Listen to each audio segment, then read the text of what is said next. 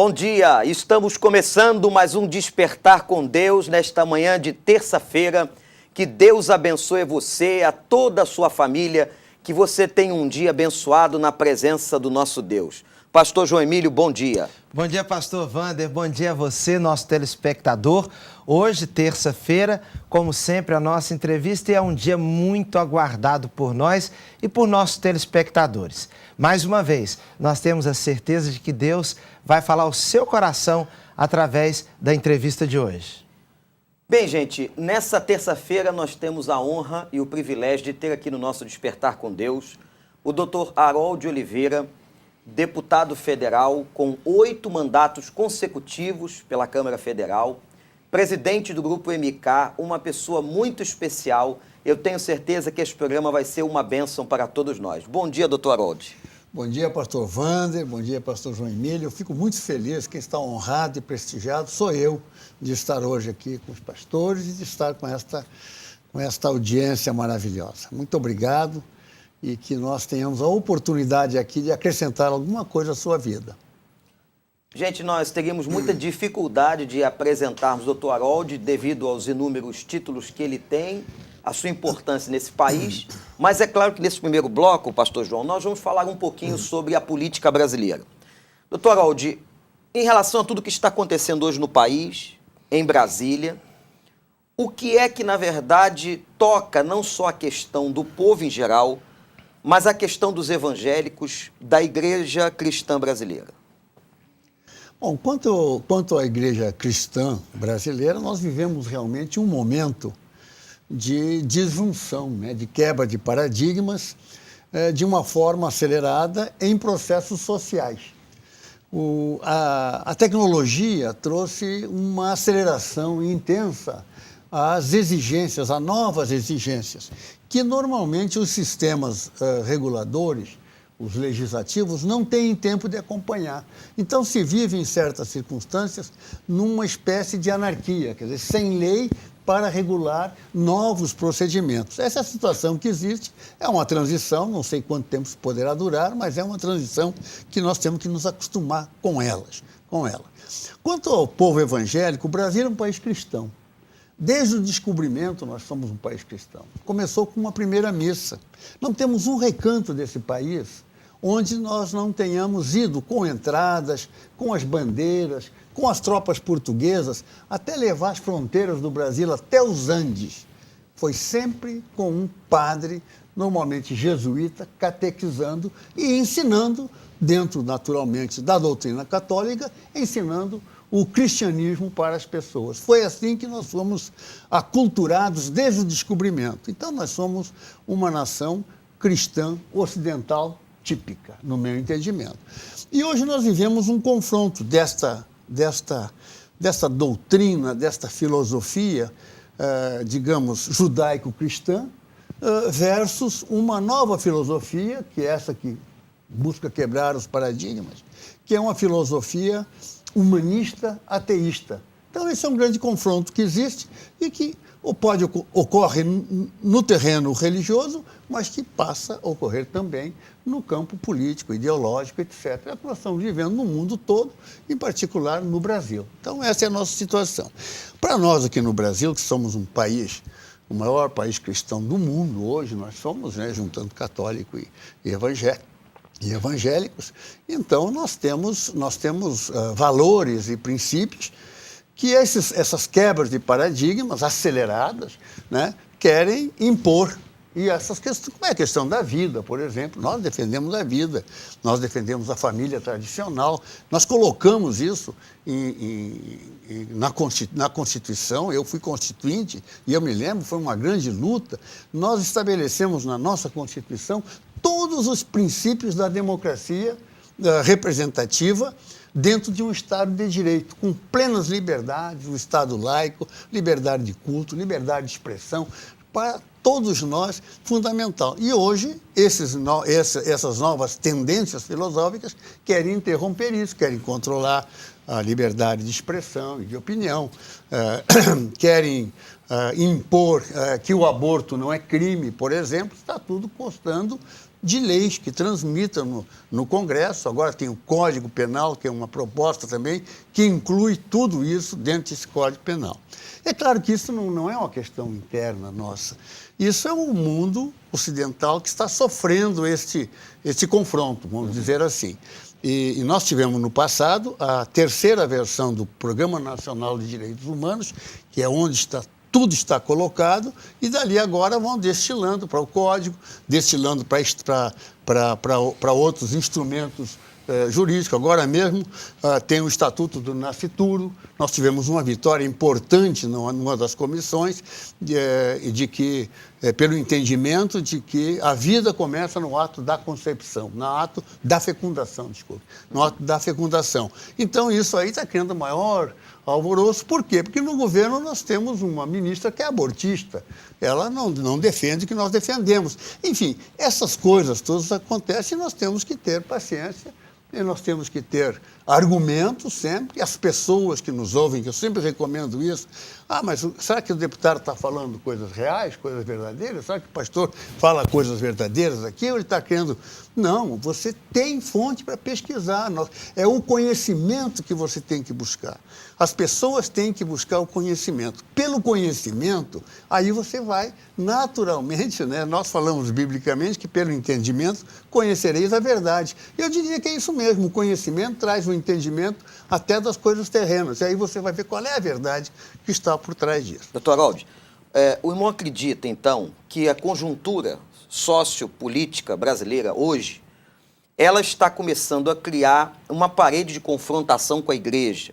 O senhor acredita que a igreja vai ter problemas, por exemplo, com a perseguição, de uma certa forma?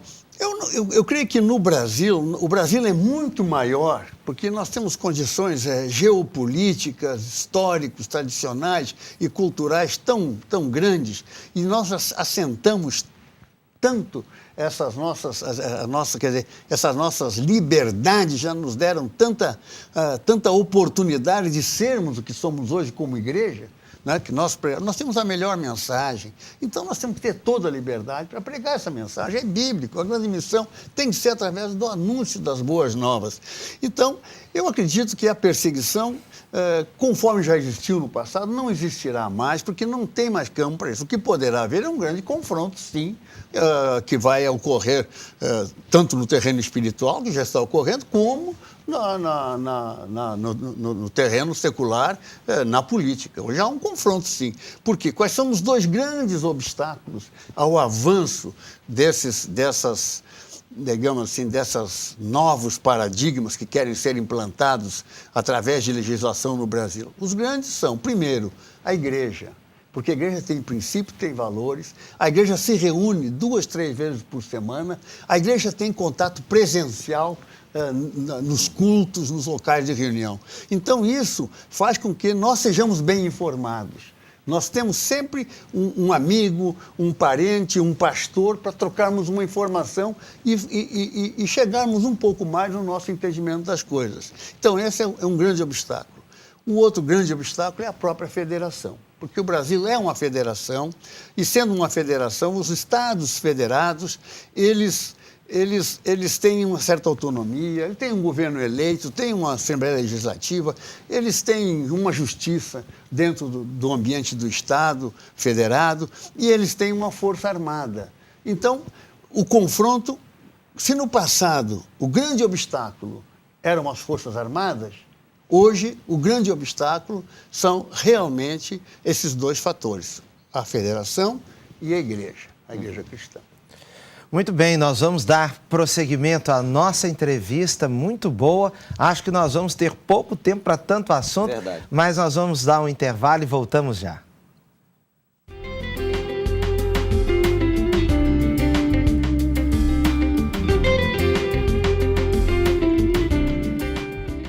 Quero uma universidade que vá além da sala de aula. Eu quero uma vida profissional que faça sentido. Eu quero a Unigran Rio. Vestibular Unigran Rio. Inscrições abertas.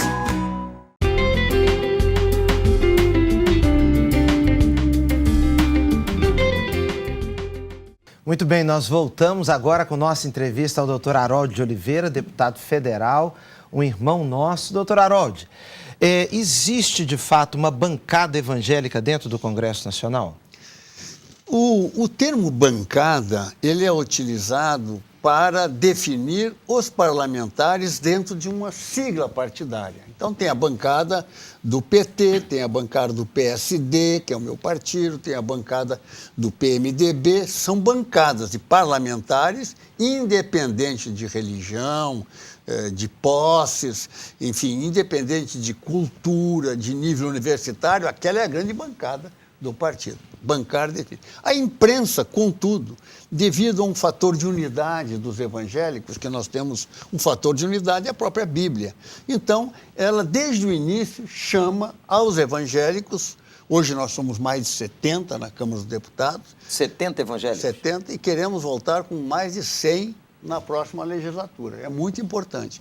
Então, chama de bancada, mas é uma forma errada de chamar. Tanto que nós, que pertencemos às bancadas dos nossos partidos, onde nós temos uma orientação político-partidária, com princípio, com filosofia dentro do partido, nós, dentro do parlamento, nós constituímos uma frente parlamentar evangélica.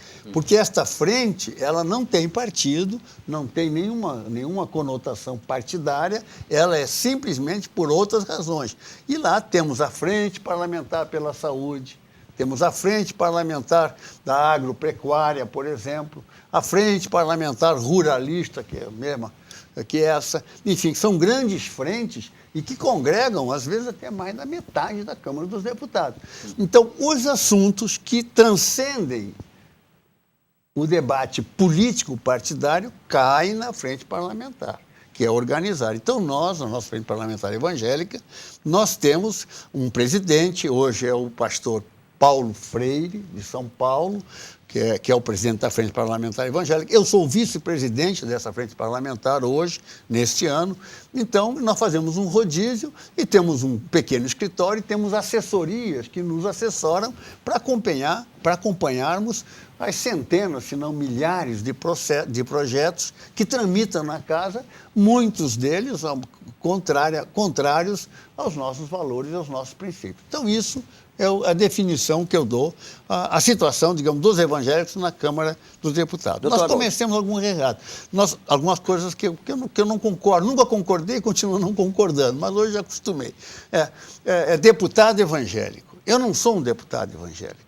Eu sou um evangélico deputado federal. Como eu poderia ser engenheiro, e sou, como poderia ser economista, que sou também, como poderia ser enfermeiro, motorista, qualquer coisa. É evangélico e a profissão. Nós lá invertemos, colocamos o deputado acima de algo que é muito maior. Mas isso é uma questão pessoal minha, nunca concordei com isso, mas já acostumei. Doutor Aldi, quais são os temas hoje tramitando no Congresso Nacional, em Brasília, que são de grande relevância de discussão para o povo evangélico brasileiro? Esta questão da vida, essa discussão que está contida, inclusive, no Estatuto do Nascituro, está contido no Código Penal, que é a proposta de revisão do Código Penal, que está tramitando já no Senado. É o problema do aborto. É o problema do aborto em si. Essa é a grande questão. O que diz o Código Penal? Diz o seguinte, é absurdo, mas diz o seguinte... O novo código. A proposta. A proposta diz que a gravidez poderá ser interrompida a qualquer tempo, desde que a mãe, por exemplo, se sinta psicologicamente incapaz de ter o filho. Na prática, é a liberação do aborto. É a liberação do aborto. Na prática, é. Por quê? Um psicólogo o psicólogo hoje ele não pode dar receita. Perfeito. Mas ele vai poder dar este atestado de que ela não tem condições. Enfim, é a liberação do aborto. Agora, dentro da Câmara, tramitando, como eu falei, na comissão, o Estatuto do Nascituro definiu que realmente a vida começa na fecundação. quando o óvulo e o espermatozoide se unem. Aí começa a vida. Esse é o entendimento que está. É claro que isso ainda é um debate muito profundo. Existem casos que hoje a justiça considera como exceções. É o caso dos anencéfalos, quer dizer, bebês que realmente não têm cérebros e que nascendo vão ter uma vida vegetativa por um pequeno período. Enfim, essas questões todas. A questão do estupro também, que é uma outra questão, né, que dependendo das condições, a mãe pode também fazer a opção de interromper a gravidez. Então, isso já existe hoje uma certa jurisprudência sobre isso. Tá? Mas é um assunto muito sério para todos nós. Porque, como falei, nós somos, desde o descobrimento, um país cristão. Então, nós vamos ter muito debate. Esse é um dos temas. O outro é a questão da família, né? A família tradicional, que nós chamamos, que a Constituição define que a família é constituída por um homem e por uma mulher, naturalmente. E sendo constituída por um homem e por uma mulher, evidentemente, todos esses modismos hoje de casamento homossexual, eles são contrários do que nós pensamos, contrário realmente aos nossos valores e aos nossos princípios. E há a tendência, né, inclusive jurisprudência, de fazer esses casamentos. Que eu sempre me pego muito na definição das coisas. O casamento vem de acasalamento, na realidade. E acasalamento pressupõe prole, pressupõe geração de vida, o que não acontece, evidentemente, com relação ao homossexual. Mas, enfim, esses são os temas que... São os principais temas hoje. Esses são dois... Não, tem dezenas de outros. Tem. No Código lá, por exemplo, tem a questão do estupro de vulneráveis, que chama. Eu vou explicar o que é isso. São as pessoas que são mais vulneráveis e que sofrem uma violência sexual que chamamos de estupro. Como aquele caso no hospital que aconteceu recentemente. Exatamente. São os idosos, são pessoas portadoras de deficiência e são as crianças, que também são... Então, foi há cerca de uns 6 anos, foi definida essa questão e foi incluído tudo como estupro de vulneráveis, inclusive a criança com idade inferior a 14 anos. Seria considerada essa vulnerabilidade para as agravantes, etc., no apenamento desse crime. E incluiu tudo no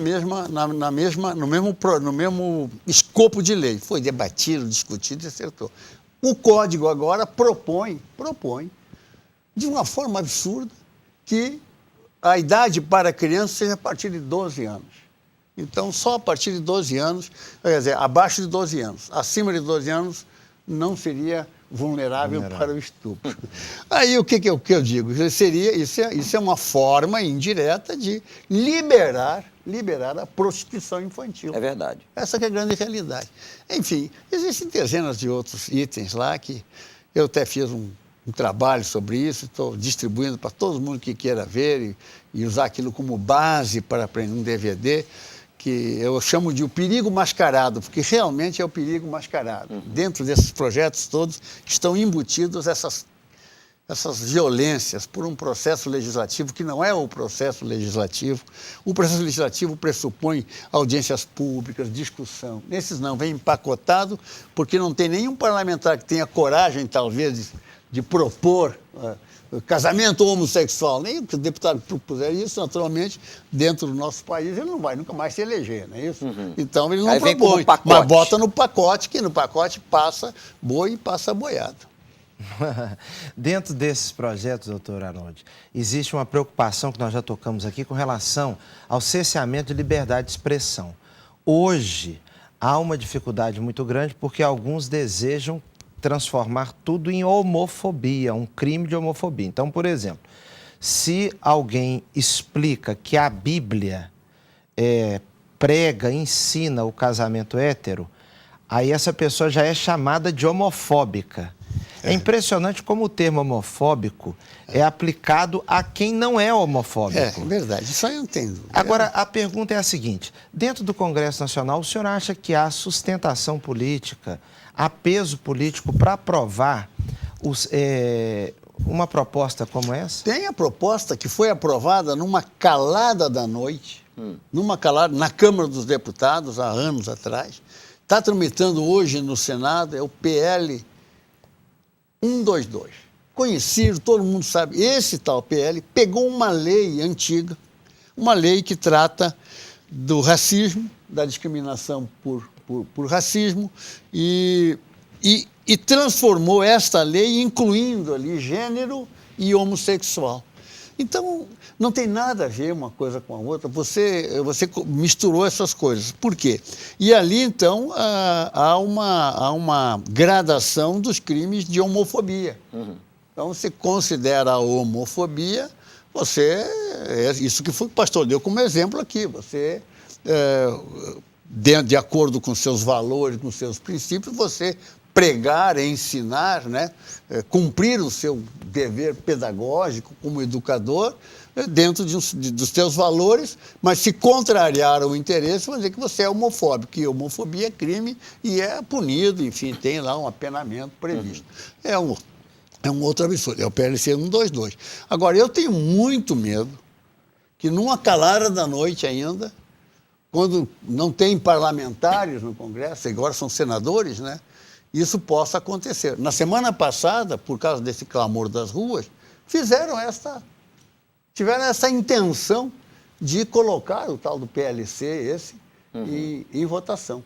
Colocaram um outro. Nós tínhamos um projeto de decreto legislativo para sustar os efeitos de uma decisão do Conselho Federal de Psicologia, que a imprensa maldosamente chamou de cura gay.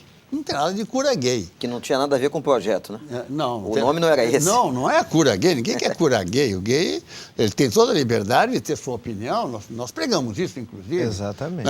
Pode ser pecado, nós podemos... Mas ele tem toda a liberdade de ser como sempre foi. Porque isso não é uma invenção de agora, isso vem desde que a humanidade é a humanidade. Então, o que acontece? Mas aí é cura gay, não é cura gay. Ali está embutido, pastores, um tema interessante, quer dizer, o psicólogo, ele sequer pode dar opinião, ele sequer pode se expressar sobre esse assunto. Então, ali está havendo uma censura à liberdade de expressão e de opinião de um profissional. Agora vejam vocês, meus queridos telespectadores, uma pessoa, o código número 10, é o CID, o Código Internacional de Doenças, número 10, prevê todos os transtornos, eu digo de natureza sexual que pode existir. Nós sabemos que existem pessoas que são pedófilas, que têm esse transtorno, que são, eu não sei o nome como é que diz, mas que gostam de transar com cadáveres, tá? Necrófilos. Necrofilia. Esse tipo. Tem pessoas que gostam de transar com animais. Zoofilia. Zoofilia, tá? O pastor me ajudando aqui. Enfim, tem uma série de práticas que nada impede que alguém que tenha essa prática passe a viver, de repente, ele caia na real e diga, puxa vida, mas isso é um absurdo que eu estou fazendo. E entra em conflito. Esse cidadão em conflito, com um transtorno, não pode procurar um psicólogo. E curioso é que se... Não pode, é o que diz lá a resolução do Conselho. E detalhe, pastor João, doutor Harold, inúmeros psicólogos são procurados por pessoas que voluntariamente vão aos consultórios porque estão vivendo crises com a sua identidade sexual, não estão definidas, estão passando influências diversas e precisam de um tratamento. Agora, pastor Wander, nós estamos aqui em plena conversa, em plena entrevista e vamos ter que cortar para voltar já já.